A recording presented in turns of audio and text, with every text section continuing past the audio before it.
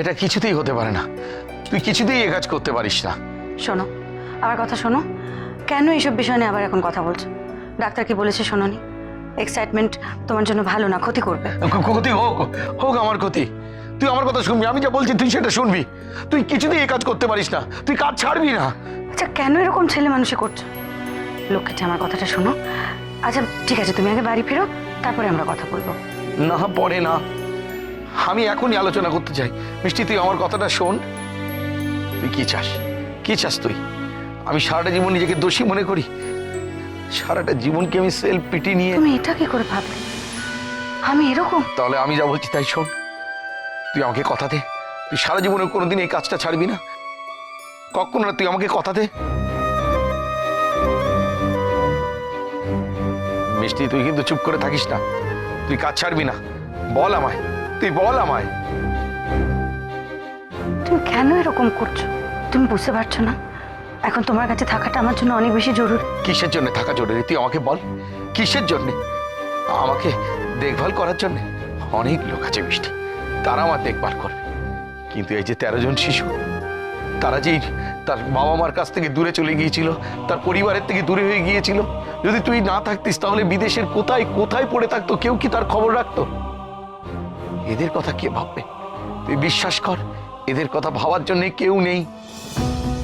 রাজদেব বাবার মতো ক্রিমিনালদের ধরিয়ে দেওয়ার জন্য সাহস কে রাখবে? তুই বিশ্বাস কর, যে মেয়েগুলো এনজিও নামে পাচার হয়ে যাচ্ছে, র্যাগিং এর জন্য যারা খুন হয়ে যাচ্ছে, তাদের পাশে দাঁড়ানোর জন্য কে থাকবে? কেউ তো নেই। তাদের পাশে তো থাকতে হবে, তুই বিশ্বাস কর।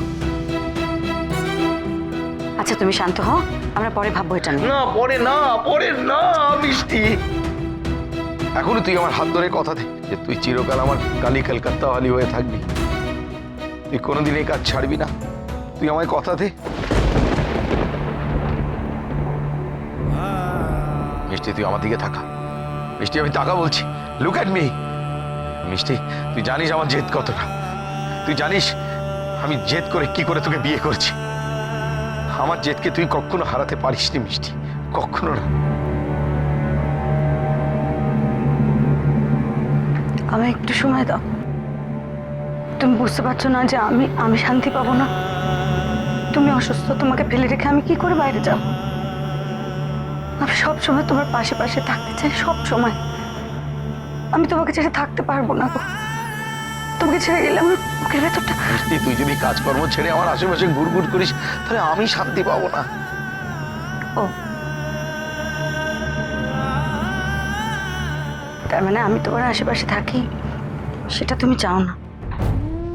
চলে যাবো আমি? মিষ্টি, আমার সোনা বউ, আমার সোনা বউ, তুই আমার কথা শোন।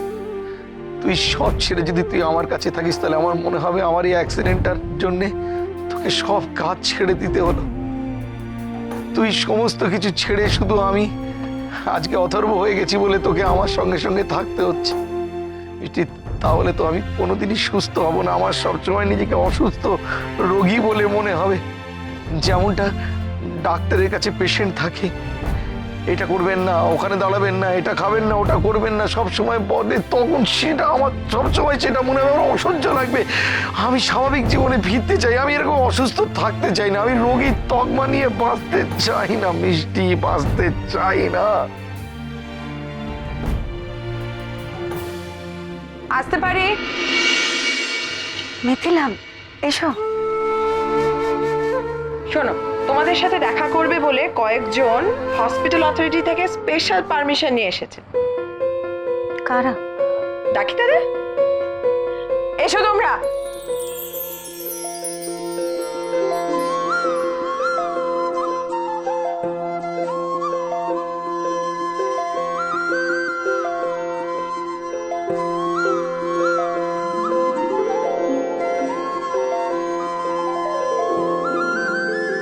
এই হলো তোমাদের পুলিশ আঙ্কেল, আর এই হলো তোমাদের অভয় আন্টি, যারা বুদ্ধি করে লড়াই করে তোমাদেরকে উদ্ধার করেছে।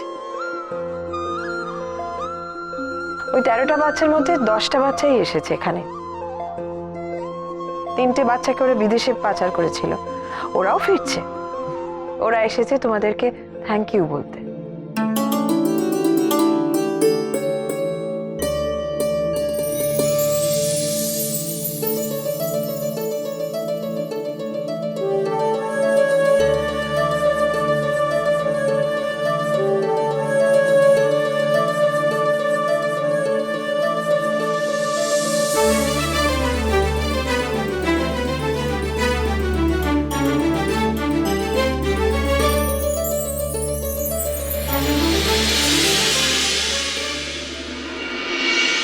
সাংঘাতিক কেস। আমার ক্যারিয়ারে আমি এরকম কেস খুব কম ফেস করেছি। অদ্ভুত ভাবে ঘটা একটা অদ্ভুত ক্রাইম। ঠক রাজেন্দ্র গোস্বামী, তাকে 7 বছর আগে অফিসার তথাগত মুখার্জি এই বাংলার বর্ডার থেকে বের করে দিয়েছিল আর বলেছিল আর কখনো যেন এই দেশে আর না আসে।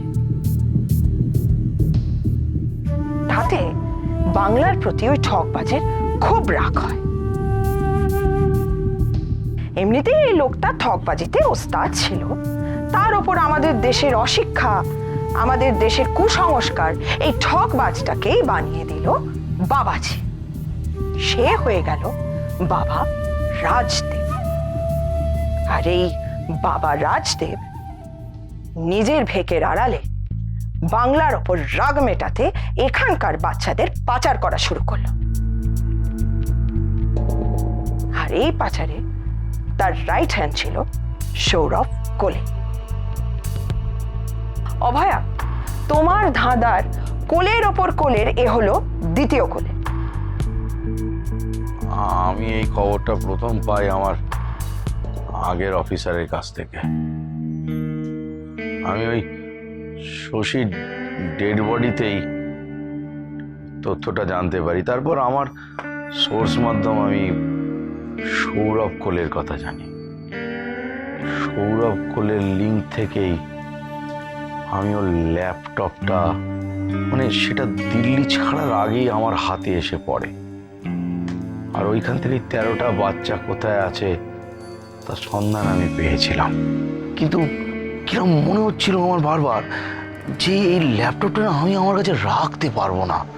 মানে ল্যাপটপটা না হলে আমার কিছু একটা হয়ে যাবে, যে কোনো সময় কিছু একটা হয়ে যাবে আমার মন বলছিল। তখন আমি কি করি, ওই মিষ্টির শাড়িতে ওই ইনভিজিবল ইঙ্ক দিয়ে না ওই সব গোপন তথ্যগুলো লিখে দিয়েছিল।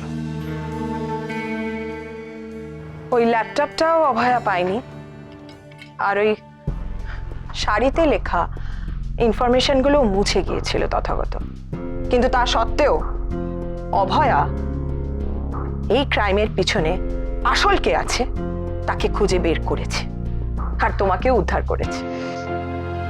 মিষ্টি, তোকে একটা কথা, সরি মিষ্টি, তুমি আমাকে একটা কথা বলো তো, যে তুমি মা কালীর চেহারা নিয়ে আমাকে উদ্ধার করতে কেন গিয়েছিলি, মানে কেন গিয়েছিলে? ওটাই তো অভয়ের মাস্টার স্ট্রোক ছিল। ওখানে পৌঁছেও তোমার গলাই পাচ্ছিল, কিন্তু বুঝতে পারছিল না তুমি ঠিক কোথায় আছো।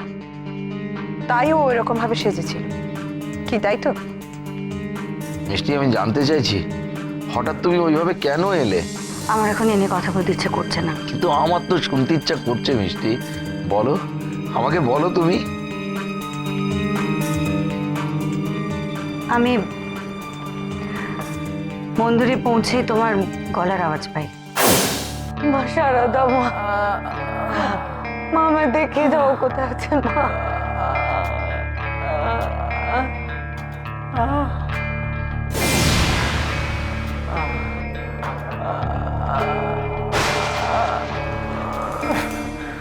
নিচ থেকে একটা আওয়াজ আসছে না?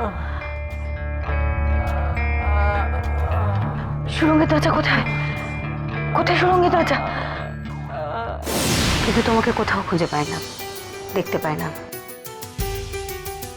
আর আমি এটার সম্বন্ধে শিওর ছিলাম যে রাজদেব জেনে গেছে আমি ওই মন্দিরে পৌঁছে গেছি, আর তাই ও মন্দিরে আসবেই। মন্দিরের একটা কোনায় অনেক কয়লা পড়েছিল, আমার মনে হলো দয়াময়ী আমাকে সাহায্য করবে। তাই ওখানকার মায়ের মূর্তি আমি পেছনে সরিয়ে রেখে মায়ের সাজে ওখানে গিয়ে দাঁড়াই।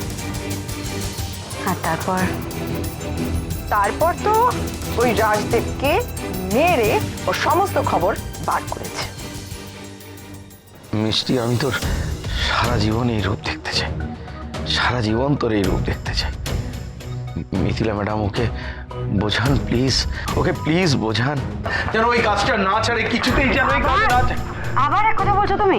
মিষ্টি, তুই বাচ্চাগুলোকে দেখলি তো, বল তুই না থাকলে ওরা ফিরে আসতো, বল কোথাও কোথায় কোন বিদেশে কিভাবে থাকতো কেউ জানতেও পারতো না। আরো অনেক কিছু হতে পারতো। তাহলে তো তুই ফিরিয়ে আনতে পেরেছিস। আচ্ছা মিষ্টি, তোর মনে আছে আমার যখন প্রথম জ্ঞান ফিরল, আমি উন্মাদের মতো চিৎকার করছিলাম যে আমি পঙ্গু হয়ে গেলাম, পঙ্গু হয়ে গেলাম। তখন তুই কি বলেছিলি তোর মনে আছে? তুই আমাকে জড়িয়ে ধরে বলেছিলি তুই থাকতে আমি কখনো পঙ্গু হব না। বলেছিলি তুমি আমার পায়ে চলবে। বলেছিলি তো, বল তুই বলেছিলি তো। না যাবি না তুই? আমার কথার উত্তর দে। তোর এই দুটো পা আমায় দিয়ে দে।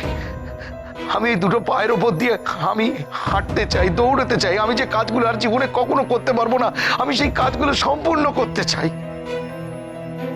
আমি চাই আমার অসম্পূর্ণ কাজগুলো তুই কর। আমি তো খুব লোভী মিষ্টি। ওই যে বাচ্চাগুলো এলো, ওই যে ফুল দিয়ে গেল আমায়, আমি ওইটুকু চাই রে, আমি ওইটুকু চাই।